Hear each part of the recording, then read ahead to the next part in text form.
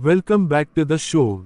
Today's episode starts with a simple phrase that most of us have heard before, an eye for an eye. The idea that if someone harms another person, the punishment should match the harm they caused.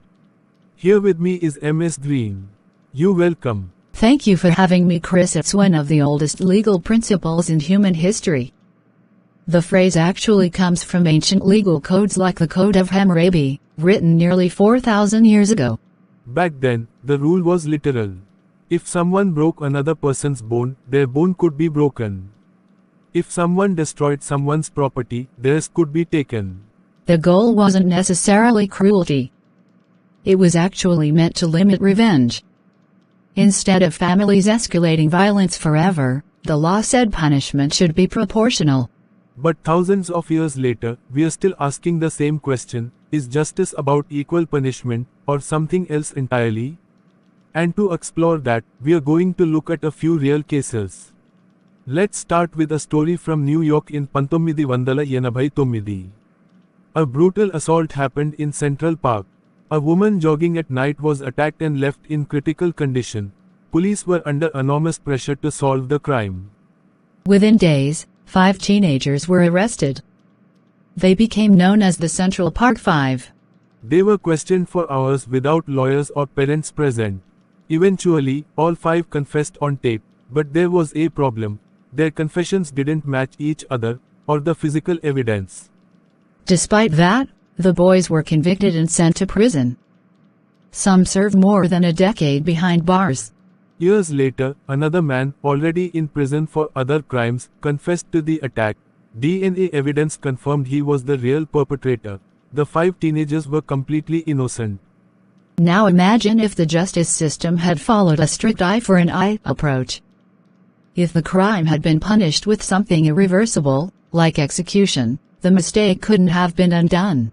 Exactly. When punishments become extreme, the cost of getting it wrong becomes enormous. Cases like this are one of the strongest arguments against extremely harsh punishments. Because no justice system is perfect. And mistakes happen more often than people realize, which leads to another type of crime that connects directly to the idea of merit punishment: false accusations. In 2006, members of the Duke University lacrosse team were accused of assault by a woman hired as an entertainer for a party. The accusations exploded across national media.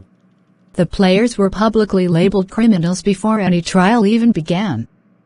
They were suspended from school, their reputations destroyed, and they faced the possibility of decades in prison. But as the investigation continued, major problems appeared. Evidence had been withheld. Statements were inconsistent. Eventually, prosecutors dropped the charges entirely. The accused players were declared innocent. So here's the question that connects back to today's theme. If someone falsely accuses another person of a crime that could send them to prison for 20 years, should the person who made the false accusation face the same punishment? Some people strongly believe the answer should be yes. The logic is simple: if you try to weaponize the legal system to destroy someone's life, you should face the same consequences. That's basically applying an eye for an eye to accusations. But the challenge is proving intent. Did someone deliberately lie? Or were they mistaken? Those are very different things legally. Now let's move to the most extreme version of the eye for an eye principle: capital punishment. The idea that someone who commits murder should lose their life in return. Supporters often argue this is the only punishment that truly matches the severity of the crime. They say taking a life is the ultimate harm, so the ultimate punishment is justified. But critics point to cases where the system made devastating mistakes. One example is Anthony Ray Hinton. He was convicted of murder in Alabama in 1985. He spent 30 years on death row. 30 years waiting for execution. But eventually new forensic analysis proved the ballistic evidence used against him was flawed. The bullets from the crime didn't match the gun prosecutors said he used. After 3 decades in prison, he was finally released, completely innocent. Cases like this force a difficult question. If the punishment had been carried out earlier, the mistake would have been permanent. So where does that leave the eye for an eye idea? On one hand, proportional punishment feels fair. If someone commits a terrible crime, people want serious consequences. But the real world isn't perfect. Evidence can be wrong. Witnesses can lie. Investigators can make mistakes. And when punishments are extreme, the justice system doesn't get a second chance to fix those errors. There is also another question. Does harsh punishment actually reduce crime? Research on deterrence is mixed.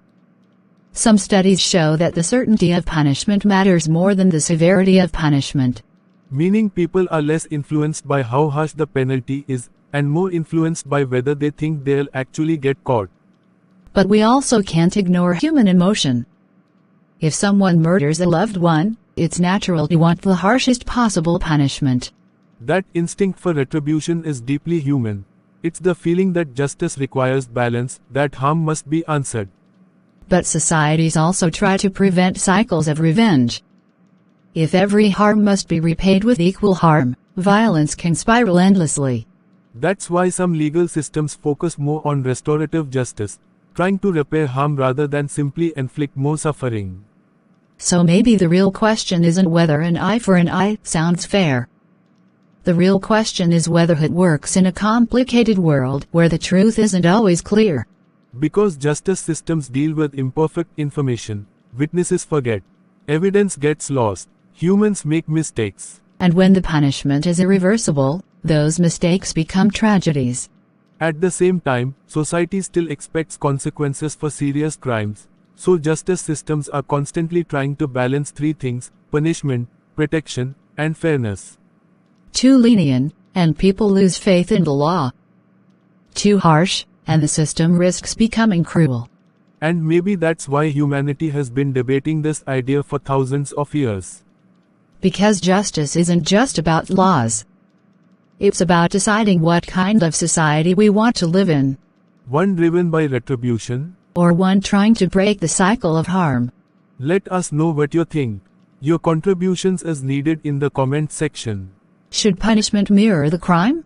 Or should justice aim for something different?